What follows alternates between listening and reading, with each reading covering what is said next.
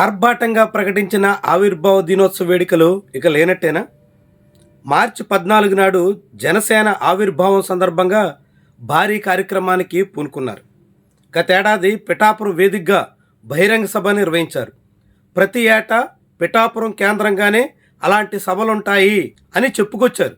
అంతేకాకుండా జనసేన పార్టీకి పరిపాలనా వ్యవహారాలకు సంబంధించి అమరావతి, మంగళగిరి కేంద్రంగా ఉన్నప్పటికీ ఆర్గనైజేషన్ క్యాపిటల్గా పిఠాపురం ఉంటుంది అంటూ ఆడంబరంగా చెప్పేశారు.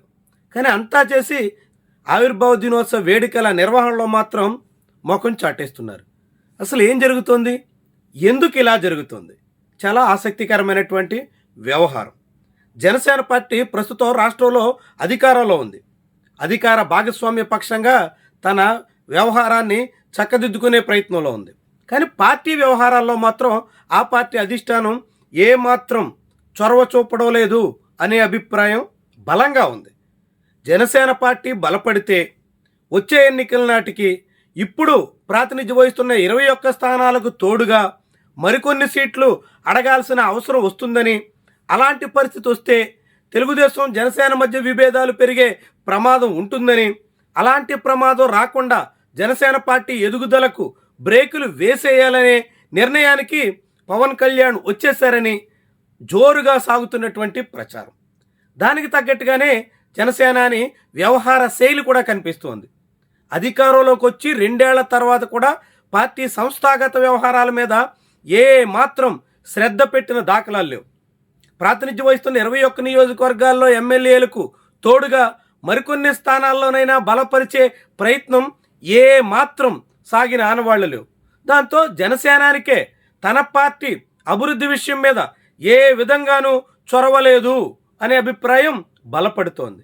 అదే సమయంలో కనీసంగా పార్టీ సభ్యత్వం, కమిటీలు ఇలాంటి ఏర్పాటు కోసమైనా అధిష్టానం చొరవ చూపాలి అంటూ పలువురు గొంతెత్తే పరిస్థితి వచ్చింది. అనేక మంది సోషల్ మీడియాలో తమ అసహనాన్ని వ్యక్తం చేయాల్సిన దుస్థితి వచ్చింది. ఆ తరుణంలో ఎట్టకేలకు మెంబర్షిప్ క్యాంపెయిన్కి మాత్రం పూనుకున్నారు. దానికి రకరకాల పేర్లు పెట్టి మార్చి 10వ తారీఖు వరకు సభ్యత్వ క్యాంపెయిన్కి పిలిపించారు. దీని మీద రాష్ట్ర వ్యాప్తంగా అనేక చోట్ల, ముఖ్యంగా ఎమ్మెల్యేలు ఉన్న చోట్ల చొరవగా సాగుతుంది. కొన్ని చోట్ల పార్టీ నాయకత్వం కొంత శ్రద్ధ పెట్టి ముందుకు కదిపే ప్రయత్నం చేస్తోంది. మొత్తంగా సభ్యత్వం అయితే జరుగుతోంది.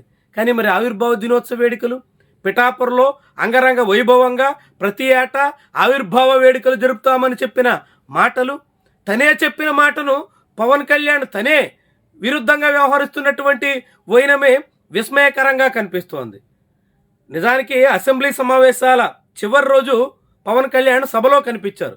ఆ తర్వాత ఎమ్మెల్యేల సాంస్కృతికోత్సవాల్లో ఆయన కనీసం ముఖం కూడా చూపించలేదు. దాదాపుగా 5 రోజులు గడిచిపోతోంది. మళ్ళీ ఆంధ్రప్రదేశ్లో అడుగుపెట్టిన ఆనవాళ్లే లేవు. దాదాపుగా రాష్ట్రానికి దూరంగా ఆయన గడుపుతున్నారు. హైదరాబాద్లోనే ఉప ముఖ్యమంత్రి ఉంటున్నారు అని ఎంతమంది ఎన్ని ఆరోపణలు చేసినా పట్టించుకోకుండా ఆయన పక్క రాష్ట్రంలోనే తిష్ట వేస్తున్నారు. ఇలాంటి తరుణంలో కనీసంగా తన పార్టీ సంస్థాగత వ్యవహారాల విషయంలో కూడా ఏ రీతిన కూడా శ్రద్ధ చూపిస్తున్నటువంటి ఆనవాళ్లు కనిపించట్లేదు. దాంతో జన సైనికుల్లోనే అనుమానాలు బలపడేందుకు ఈ ధోరణి కారణం కాబోతోంది.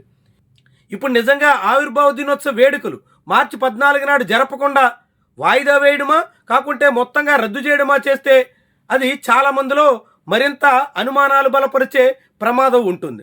పవన్ కళ్యాణ్కి పార్టీ పురోగతి మీద ఏమాత్రం ప్రత్యేకమైనటువంటి దృష్టి లేదు అనే అంచనాకు రావడానికి తోడ్పడుతుంది.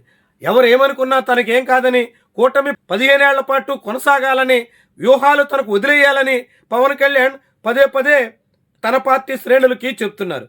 తన మాట కాదనుకున్నటువంటి వాళ్ళు పార్టీలోంచి ఉన్నా పోయినా తనకేం సంబంధమే లేదన్నట్టుగా ఆయన సాగుతున్నారు. ఇలాంటి తరుణంలో ఇప్పుడు ఆవిర్భావ దినోత్సవ వేడుకలు కూడా నిర్వహించకుండా జనసేన పార్టీ నాయకత్వం హ్యాండ్స్ అప్ అని చెప్పేసినటువంటి తరుణంలో ఈ వ్యవహారం చాలా పెద్ద చర్చకు ఆస్కారం ఇస్తుంది. రాజకీయంగా ఇదొక ముఖ్యమైనటువంటి వ్యవహారంగా చూడాల్సి ఉంటుంది. పార్టీ తన ఆవిర్భావ దినోత్సవ వేడుకల్ని నిర్వహించడానికి సిద్ధం కాకపోతే ఇక ఆ పార్టీ సంస్థాగతంగా ఎలా ప్రయత్నాలు చేస్తున్నట్టు, అభివృద్ధి కోసం ఏ విధమైన శ్రద్ధ పెడుతున్నట్టు, పార్టీ కార్యకర్తలకు తగ్గట్టుగా వాళ్ళ అభివృద్ధికి తగ్గట్టుగా ఎలాంటి ప్రయత్నాలు చేస్తున్నట్టు అనే మాట బలపడుతోంది. మొత్తంగా జనసేన పార్టీ మాత్రం రాజకీయంగా ఎదుగుదల కన్నా కూటమిగా కొనసాగడం, చంద్రబాబును సీఎంగా మరికొంతకాలం పాటు నిలపడం, ఇవే తన లక్ష్యాలన్నట్టుగా మార్చుకున్నటువంటి తరుణంలోనే ఇలా పార్టీ వ్యవహారాల్ని పక్కన పెట్టేస్తుందా అనేటువంటి అనుమానం బలపడుతోంది. రాజకీయంగా ఇది అత్యంత ఆసక్తికరమైనటువంటి వ్యవహారంగా చూడాల్సి ఉంటుంది. ఇప్పటికే జనసేన పార్టీలోనే పెరుగుతున్నటువంటి అపోహలు, అనుమానాలు, అనేక సందేహాలకి మరింత ఊతమిచ్చేలా తాజా పరిణామాలు కనిపిస్తున్నాయని చెప్పొచ్చు.